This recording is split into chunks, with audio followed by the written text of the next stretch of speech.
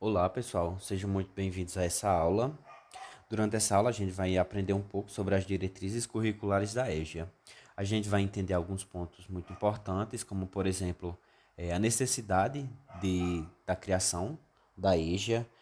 A gente vai, para a gente entender esse ponto, a gente vai ter que começar muito antes, desde a parte da colonização, até chegar na parte que houve a criação das diretrizes.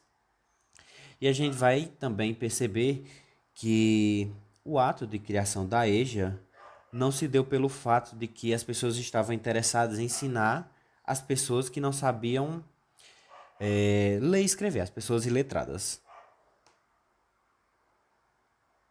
Então, no conteúdo das diretrizes curriculares da EJA, a gente vai ver um histórico, um breve histórico, a gente vai entender a função social da EJA, a gente vai ver o perfil dos educandos, ou seja, o perfil dos alunos da EJA. A gente vai ter também algumas orientações metodológicas e a gente vai também falar um pouco sobre o processo de avaliação dos alunos da EJA. No entanto, durante essa aula, a gente vai ver somente as primeiras partes. A gente vai ver um pouco do histórico e a gente vai entender um pouco da função social da EJA. Então, como eu havia falado a vocês, para entender esse processo de criação da EJA, a gente tem que voltar muito antes, desde o período de colonização portuguesa. Então, ao longo da história do Brasil, foi constatada uma emergência de políticas públicas para a educação de jovens e adultos focadas e restritas, sobretudo, aos processos de alfabetização, porque ainda é muito recente essa conquista, o reconhecimento e a definição dessa modalidade de ensino EJA como uma política pública de acesso à continuidade e à escolarização básica. Durante quase 4 séculos, observava-se o domínio de uma cultura branca, cristã, masculina e alfabetizada, principalmente porque os portugueses, ao adentrarem no Brasil, eles implementaram a sua cultura, eles implementaram a sua religião e eles alfabetizaram, de certo modo, os habitantes da região que até então não era dita como Brasil. Então, basicamente, eles chegaram e alfabetizaram os índios, os negros, as mulheres e os analfabetos. Mas, historicamente, consta-se o desenrolar de uma educação seletiva, discriminatória e excludente, visto que o acesso à educação não era para todos. E essa realidade ela pode ser comprovada pelos dados do Censo Nacional de 1890, que verificou a existência de aproximadamente 85,21% de iletrados, ou seja, pessoas que não sabiam ler e escrever, na população total brasileira. Então, avançando-se um tempo, no final do século XIX para o início do século XX, num contexto de emergência e desenvolvimento urbano industrial e sob uma forte influência da cultura europeia, foram aprovados alguns projetos de lei que enfatizaram a obrigatoriedade da educação de adultos, mas o principal intuito disso era apenas o aumento de contingente, ou seja, o aumento do número de eleitores. A escolarização ela passou a se tornar critério de ascensão referendada pela Lei Saraiva de 1882,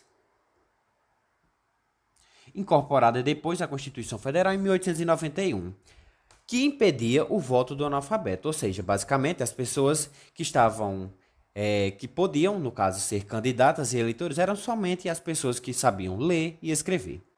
Mas em 1925, por meio da reforma de João Alves, surgiu o ensino noturno para jovens e adultos, no qual o principal intuito era entender os interesses da classe dominante, que por volta de 1930 iniciava um movimento contra o analfabetismo, mas ainda tal movimento era ainda voltado a aumentar o contingente eleitoral. Ainda não estavam preocupados em transmitir, de fato, o aprendizado para aqueles alunos.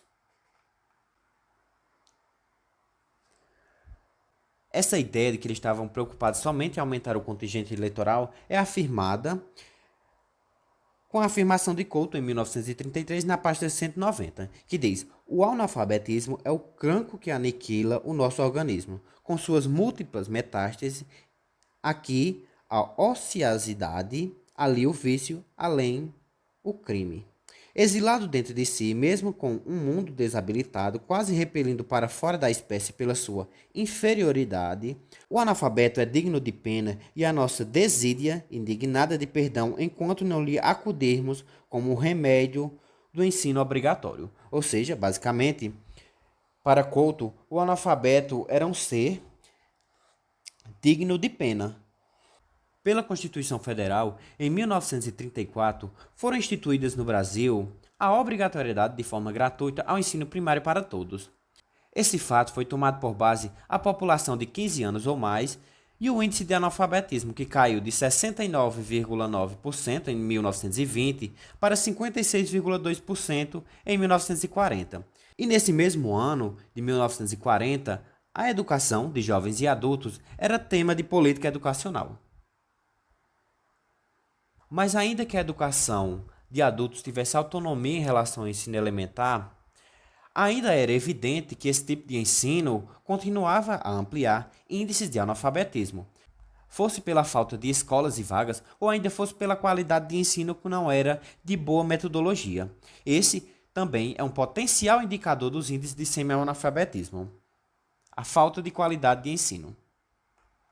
Então, dando continuidade na ideia cronológica do tempo, em meados de 1950 e início daquela década, criou-se uma nova perspectiva da educação brasileira, fundamentada principalmente nas ideias e experiências desenvolvidas por Paulo Freire.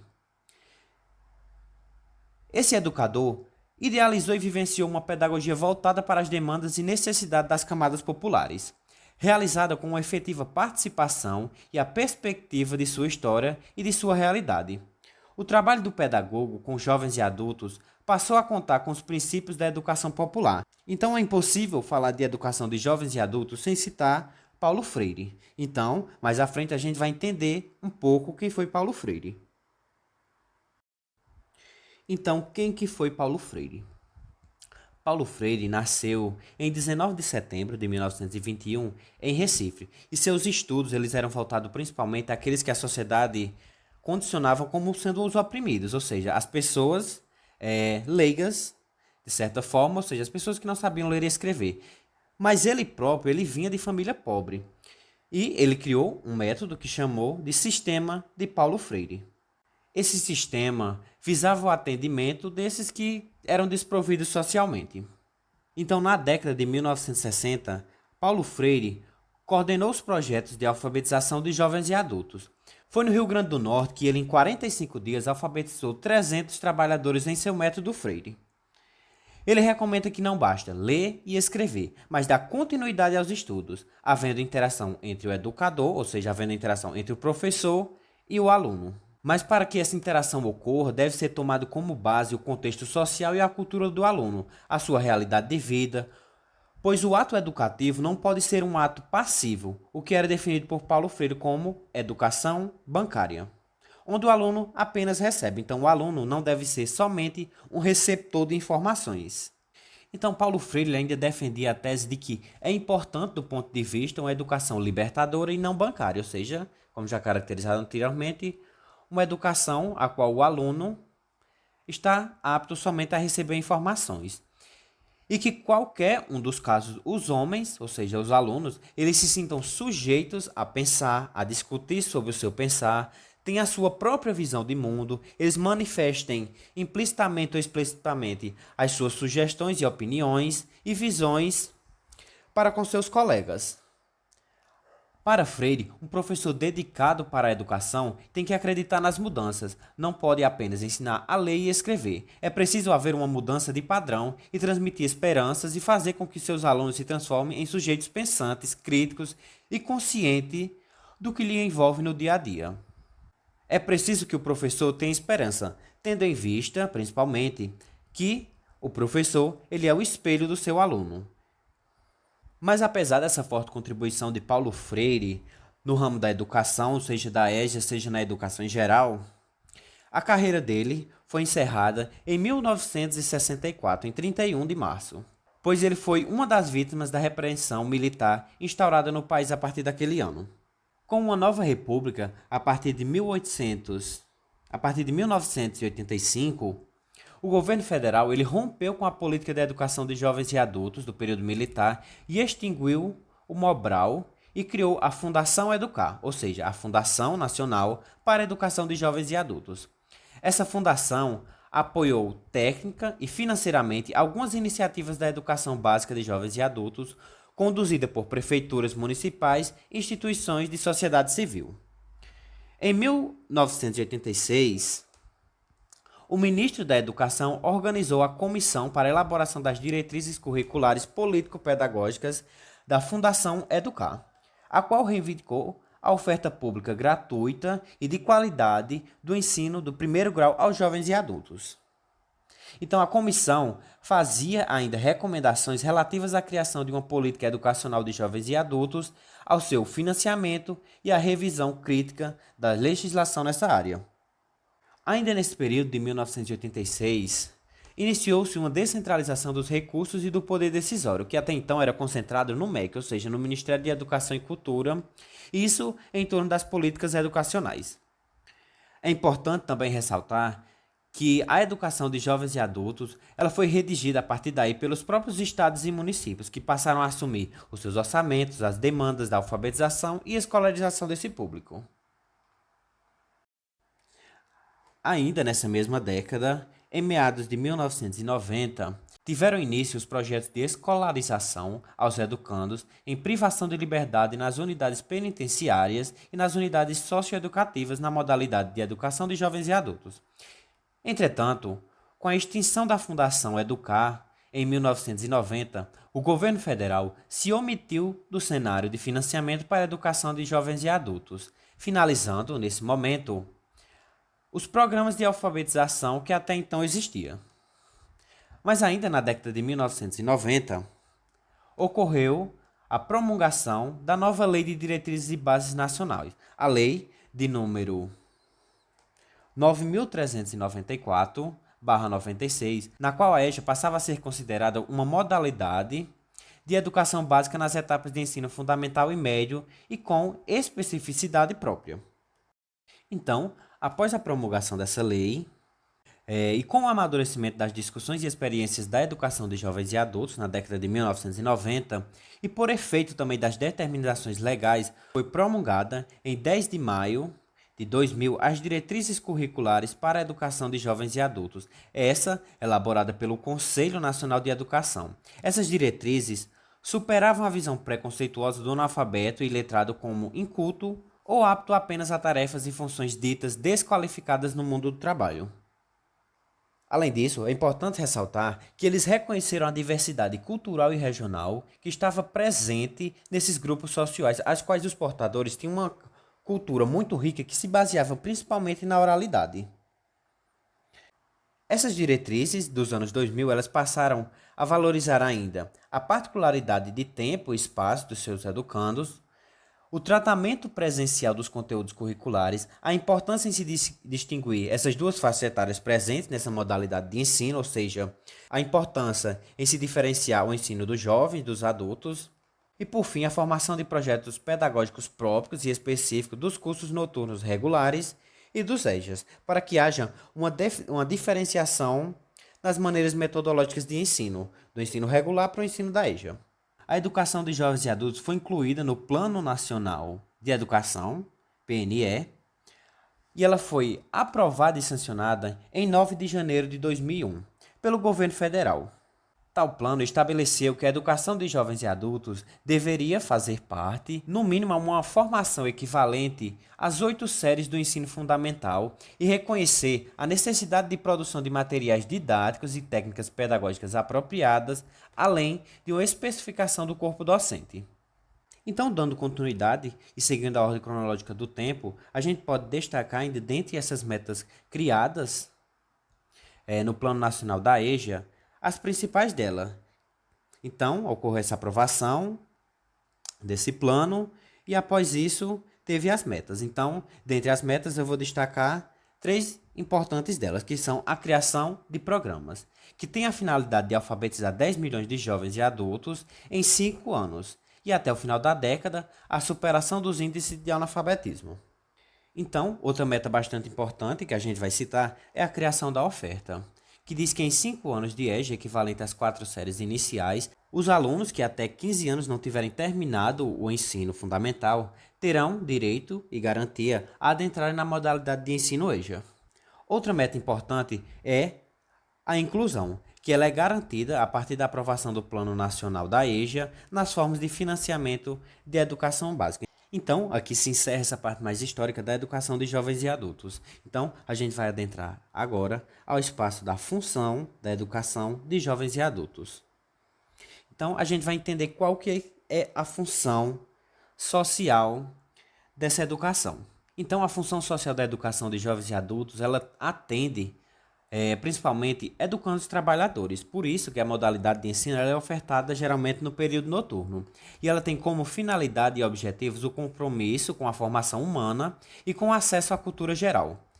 De modo que os educandos, ou seja, de modo que esses alunos, eles aprimorem sua consciência crítica e adotem atitudes éticas e compromissos políticos para o desenvolvimento de sua autonomia intelectual. Mas qual que seria o nosso principal papel como formadores, ou seja, como pessoas que estão construindo o conhecimento dessas pessoas que estão nesse espaço de construção social da educação de jovens e adultos. Então, o papel fundamental da construção curricular para a formação dos alunos dessa modalidade é de fornecer conhecimentos para que se firmem como sujeitos ativos, críticos, criativos e democráticos. Tendo em vista essa função, a educação deve ser voltada a uma formação na qual os alunos possam aprender permanentemente, refletir de modo crítico, agir com responsabilidade individual e coletiva, de tal forma que esses conteúdos participem do trabalho e da vida coletiva. Então, na Lei de Diretrizes e Base Nacional, de número 9.394/96, no artigo 37, ele prescreve que a educação de jovens e adultos será destinada àqueles que não tiveram acesso ou continuidade dos estudos no ensino fundamental na idade própria. Ou seja, para o ensino fundamental, é a partir de 15 anos ou mais, e para o ensino médio, pessoas que não concluíram, é a partir dos 18 anos. Então, é característico dessa modalidade de ensino a diversidade do perfil dos alunos, ou seja, é característico que eles tenham idades variadas, eles tenham nível de escolarização diferente e que eles se encontrem também em situações socioeconômicas e culturais divergentes e que eles ainda ocupem na sociedade cargos de trabalhos distintos e também a motivação pela qual eles procuram a escola. Mas é importante também a gente ressaltar que cada indivíduo da EJA, ele possui um tempo próprio de formação, ele possui um saber diferente um do outro, ele possui uma perspectiva de si mesmo para com o mundo.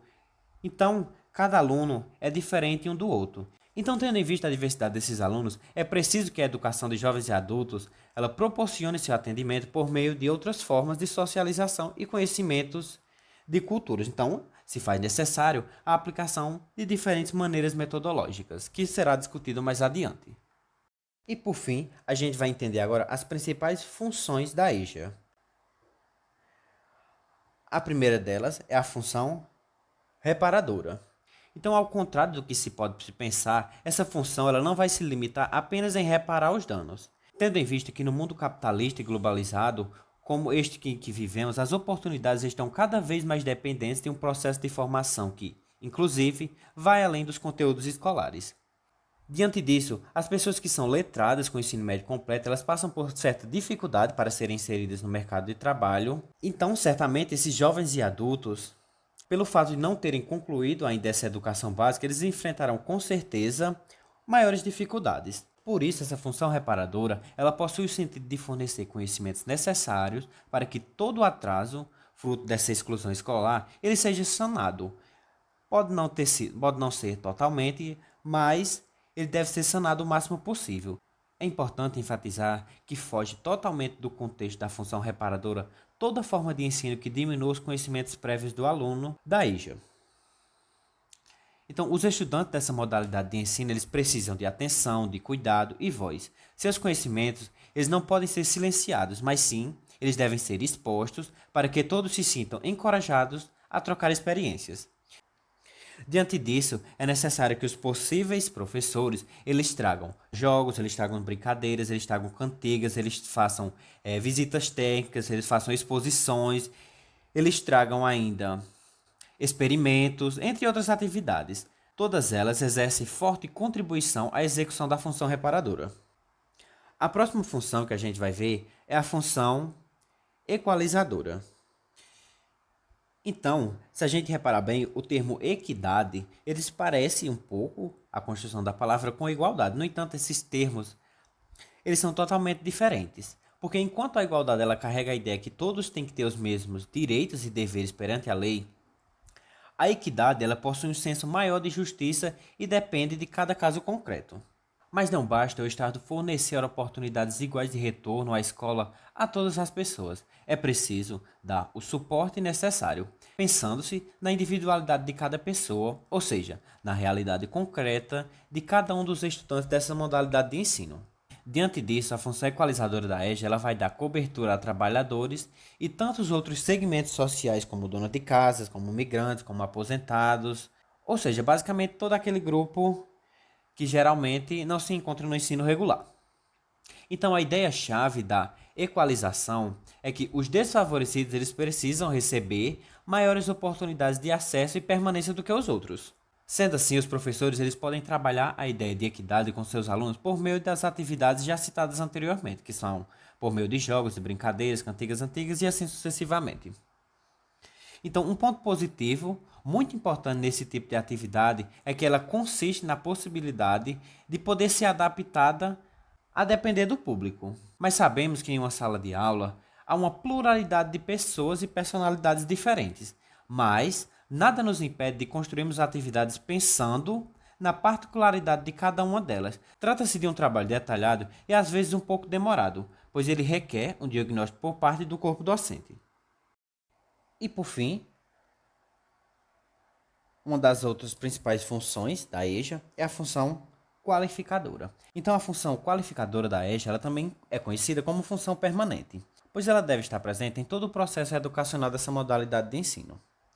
Os alunos que ingressam à EJA, geralmente, eles chegam com um grande déficit de qualificação. A grande maioria eles possuem experiências no mercado de trabalho informal, mas eles não possuem domínio de certos conhecimentos que podem auxiliar a sua vida prática social. E diante disso, a função qualificadora ela não se refere a qualificar profissionalmente, mas sim uma atualização do conhecimento por toda a vida. Essa função qualificadora ela pode ser uma porta de entrada para a descoberta de novas aptidões, vocações e habilidades que os alunos desconhecem. E por essa razão é importante que os sistemas de ensino e pesquisa eles realizem trabalhos direcionados ao público da EJA, produzindo materiais didáticos, preparando as atividades lúdicas, inserindo novas tecnologias no ensino, entre outras práticas que podem contribuir para que essa modalidade de ensino possa cumprir suas funções de maneira eficaz. Então se faz necessário que o professor que adentre a esse ambiente da EJA, ele tem uma sensibilidade pelos seus alunos. No entanto, essa sensibilidade ela não deve ser confundida com pena, conforme inicialmente a gente viu que Couto afirmou. Essa sensibilidade ela deve estar no olhar do professor ao se colocar no lugar dos seus estudantes. Essa sensibilidade deve ainda estar inserida no momento em que o professor perceba que ali há muito conhecimento a ser compartilhado e que é preciso que todos esses alunos, ou seja, todos esses estudantes, eles compartilhem suas vivências e se mostrem mais diante de todos.